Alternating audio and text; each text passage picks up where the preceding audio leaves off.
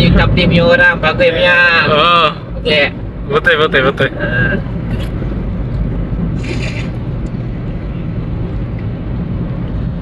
আসসালামু আলাইকুম রহমতুল্লাহ। আশা করি আল্লাহ পাকের অশেষ রহমতে সবাই ভালো আছেন।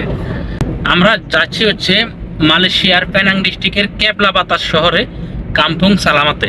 ওইখানে যাওয়ার অনেক দিনের ইচ্ছা ছিল, তো আজকে সময় হয়েছে, আমরা হুটহাট করে বের হয়ে গেলাম সকাল সকাল। আকাশের আজকে অবস্থা একটু খারাপ বলা যাবে না, যেহেতু আল্লাহ পাক বৃষ্টি দিতেছে। আল্লাহ পাক যেটা দিতেছে সেটা আমরা নিয়ামত মনে করে নিতে হবে। তো আমাদের সাথে আমাদের যে ড্রাইভার আছে উনি হচ্ছে মালাই ড্রাইভার, আর উনি খুব ভালো, যেটাকে মালাই ভাষায় বলে বাগুজরাং। এই যে abang apa kabar? Baik, alhamdulillah. আলহামদুলিল্লাহ। উনি কিন্তু মুসলিম, আর উনি আমাদের সাথে খুব এনজয় করতেছে, মজা করতেছে, আমাদের সাথে অনেক ধরনের কথাবার্তা বলতেছে, আমাদেরকে হাসি তামাশার মধ্যে মাতিয়ে রাখতেছে। তো আমরা বলতেছি তুই যে ভিডিও কর, তুই কি জন্য ভিডিও করস? আর আমি বলছি যে আমার ইউটিউব চ্যানেল আছে, ফেসবুক পেজ আছে। তো উনি বলছে এটা তো অনেক ভালো। আসতে পারতেছেন যে ধান ক্ষেত দেখা যাচ্ছে।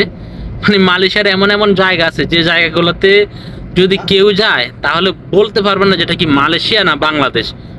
মালয়েশিয়ার জায়গাগুলা দেখার মতো জায়গা, দেখতে একদম হুবহু বাংলাদেশের মতো। ধান কিন্তু এই যে অলরেডি পেকে গিয়েছে অনেক ধান, এই যে কিছু কাঁচা রয়েছে আবার কিছু পেকে গিয়েছে। abang itu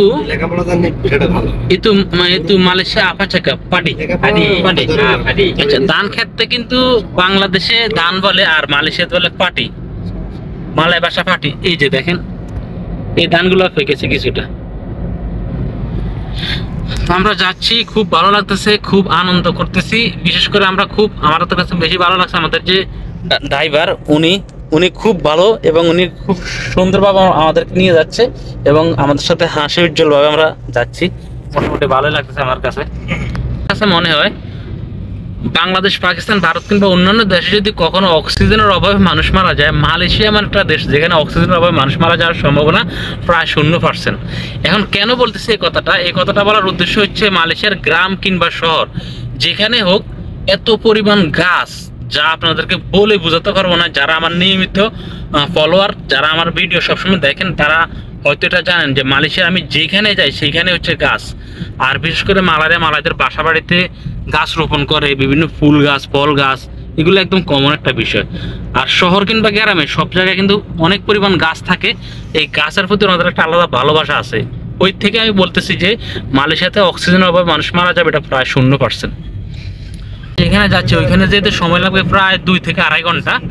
আমাদের বাসা থেকে 35 থেকে 40 কিলোমিটার দূরে। তো ইনশাআল্লাহ খুব শীঘ্রই খুব সুন্দর ভিডিও আসবে, আপনারা অপেক্ষায় থাকেন। আল্লাহ পাক রব্বুল আলামিন সবাইকে ভালো রাখুক, সুস্থ রাখুক। যারা মুসলিম তাদেরকে তাদের ধর্ম অনুযায়ী চলার মতো তৌফিক দান করুক। আল্লাহ পাক সবাইকে ভালো রাখুক, সুস্থ রাখুক। আসসালামু আলাইকুম, আল্লাহ হাফেজ।